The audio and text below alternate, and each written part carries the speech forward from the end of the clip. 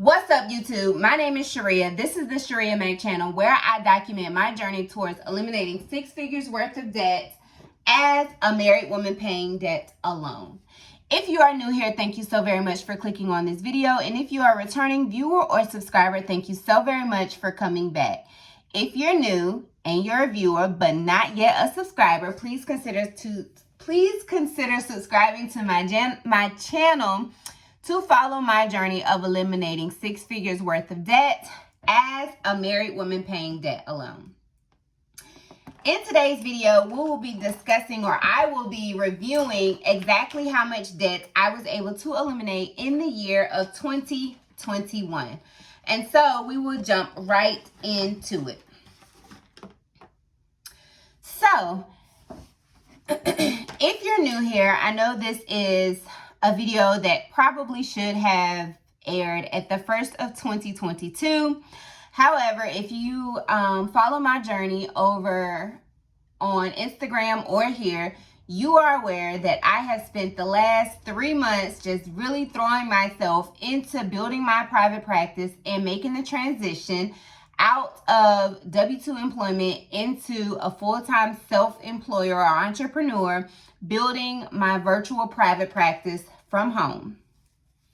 And so the majority of my focus has been doing that, and whatever is left has been distributed to spending time with my family and fulfilling my responsibilities as a mother and a wife. As a result, videos like this, I did not make the time to record what would normally routinely show up on my YouTube channel. I made the time to record my Transfer Tuesdays as a way to hold myself accountable towards continuing to make consistent contributions towards my debt-free goals in order to accomplish or tackle those massive debt-free goals that I had set out for myself. So now that I am a full-time entrepreneur and can have more control over my day, I do plan to attribute more time into my YouTube channel in hopes to grow this into a business that can also begin to generate some income, as well as provide valuable content that can also help you, inspire you, or motivate you on your debt-free journey. So today, the first thing we will be doing is going over the exact amount of debt I was able to tackle in 2021. Then we will see if I am able to color in my debt-free tracking or jar. And then I will go into exactly what strategies help me to tackle or pay off the amount of debt that I was able to pay off in 2021.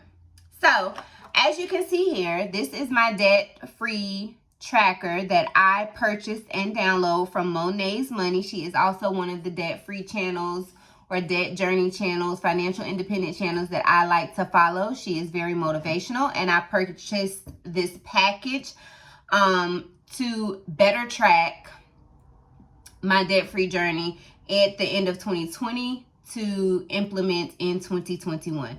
So as you can see, this was recorded in January 2021. These were the debts that I had. I listed my debts in order from smallest to largest, except with the exception of my Lowe's card.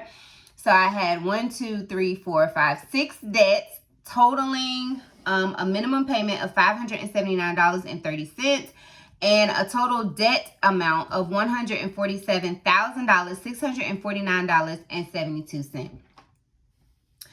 So I was able to eliminate all of these debts. The latest, I still have my student loans debt, and I don't go into detail about that in these updates because I do have a student loan Saturday segment that is recorded and airs on the first Saturday of every month, which discuss exclusively my student loan debt, the progress I was able to make, and the direction I plan on going forward in.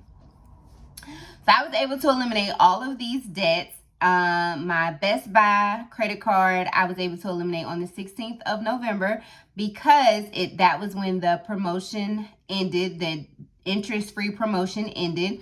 And I was also able to eliminate $13,000 worth of student loan interest on my student loans, all in 2021. So we will do the math. With a debt-free starting balance of $147,649.72 at the end of 2021, all I had remaining was my student loan debt, and that I ended December at $124,653.23, and subtracting that from my starting balance leaves me at $22,996.49. So if we go from this to my tracker, I also downloaded this from Monet's Money. It starts at 0% and then it goes all the way up to 100%. I'm still down here in the teens. But so to get the percentage of my debt that I have paid, I take the starting debt, subtract my current debt, and then I divide that number by my starting debt, which was $147,649.72. I multiply that by 100, which gives me, it says 15.57%, but because it's over 50, I'm going to round it up to 16%, and I'm going to color in that amount. And so we will color in the 16% line.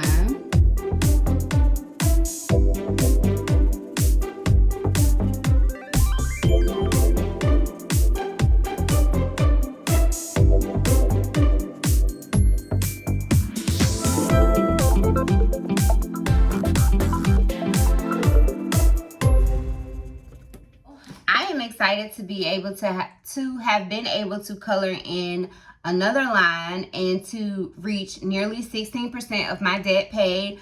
I don't know. I feel like, I would love to at least get to 20%. I don't know.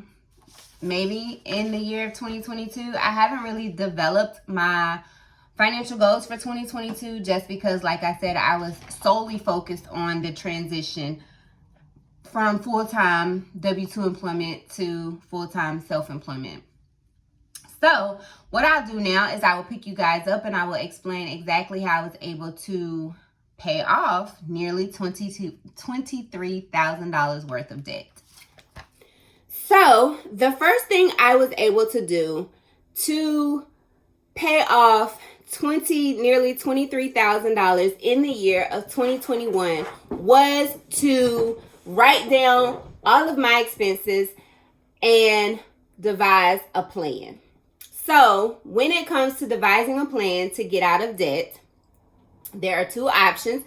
You can do the avalanche method, which focuses on listing your balances from highest to lowest interest rates and paying off the interest, the highest interest balance first to save more money. Or the snowball method is when you list your balances in order from lowest to highest, and you knock off the lowest balance, and then you move that balance into the next debt, and you keep going, and you build the snowball that way. That is the method I decided to utilize. So that was the first step, was writing down all my debts, as you saw on my debt-free tracking worksheet that I downloaded from Monet's Money. And then I devised a budget to figure out where I could find additional money. I canceled subscriptions and things that I was no longer using. I reevaluated my food budget and cut out things that no longer served or aligned with the other goals I have. So if I'm on a journey to not only pay off debt, but to eat healthier, it does not make sense for sodas and chips and cookies and sweets to be in my cart. So I eliminated those and replaced those with fruit. I also shopped at off-brand supermarkets like Aldi and Lidl, Walmart, Supercenters. I couponed. I didn't really do a lot of couponing, not like the clipping and cutting, but I used websites that offer rebates like Ibotta as well as Fetch. I use things like that. I do have a link to both of those down in the description box. If you have not already signed up for those, you can receive an incentive for signing up with my link. And additionally, I receive incentive for that as well, a referral bonus basically. The third thing I did was I increased my income. So if you have followed my journey over here, you know that I have always had more than one job. Last year, I started out 2021 working part-time in a health department as the behavioral health manager for the behavioral health clinic. That was started in the end of 2019, ran all through 2020 and 2021. I increased my income, and the majority of the income from my part-time job as well as my private practice went towards eliminating debt as well as sinking funds for things that I feel like are important, such as vacations. So those were the three things that I did. I tracked my expenses. I made a list of my expenses. I created a budget and evaluated my budget on a monthly basis to determine where I could cut and reduce or eliminate expenses in various different categories. And then I increased my income to be able to attribute that towards debt. I did have some small financial goals. Some would say they were hefty financial goals. So I did have a goal to eliminate all the student loan interest on my student loans in the year 2021. And it was supposed to be during the forbearance period. So I had a goal to eliminate $13,000 worth of student loan interest. By September 30th, I did actually reach that goal, and then they announced that they continued the forbearance to January and now to May. So I did accomplish that goal, and then I wanted to have Best Buy eliminated by the promotion, by the end of the promotion period, which was November 16th, 2021. And I accomplished both of those goals, though that was the end, that was it. So that was the fourth thing I did. So the first thing was tracking my expenses. The second thing was developing a budget and reevaluating my budget monthly to see where I could cut, eliminate, or decrease expenses. The third thing was increase my income. And the fourth thing was to develop a goal. The importance of having that goal is to keep you inspired or motivated to continue to do the things or build the discipline that is needed on this journey, because this journey is it's a journey. It's not ever a destination, particularly if you're starting at becoming debt free, but your end goal is to build generational wealth. Well, that is an ongoing thing, and to be able to retire early. So that is ongoing. You'll never, I guess, technically reach the destination for that. So that was the amount of debt I was able to pay in 2021. Those were the 4 techniques that I used to pay that debt. And I always like to add, I know there are videos that are circulating like how to pay off debt quickly, but my old supervisor told me this, and I've seen it more. If I can find the video where this speaker also talked about this, the best way to reach a goal quickly is to go slow. And she would always tell me, if you slow down, you'll go quicker. And I never understood that. But that is truly the best thing that you can do, is to go slow. And the time is still going to pass. And when you look back, you'll be like, whoa, I didn't even notice it was 3 years or 5 years. Like, time does fly. When I started my journey, I was a Dave Ramsey fanatic. And I just felt like there was enough proof to convince me that I needed to follow his methods. I didn't follow them to the T, but I did follow them. So I did not consolidate my debts or use interest-free credit cards and defer the balances. I didn't do any of that, but I could definitely see myself doing it now because I have eliminated those habits that got me into debt, and I know how to use debt wisely, as well as I'm responsible and disciplined enough to just, to eliminate the debt or use those tactics in an effective way. So definitely consider that as well. As for 2022 financial goals, I don't have any. I do. And I will share those in another video. So that is it for the amount of debt I was able to pay in 2021. I will share what my financial goals are for 2022 now that I have a moment to sit down and reflect on that and focus on other aspects of my life outside of the transitioning phase that was a challenge for me.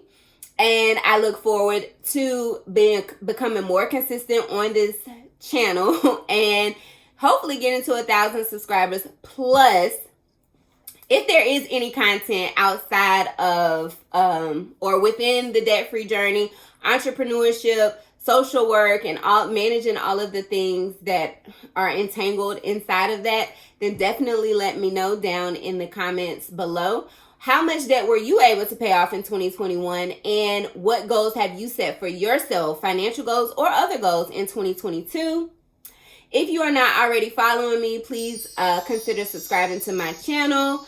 Also, you can get behind the scenes glimpse into my daily life outside of debt freedom over on my Instagram channel. The link or the handle is on the thumbnail as well as in the description box.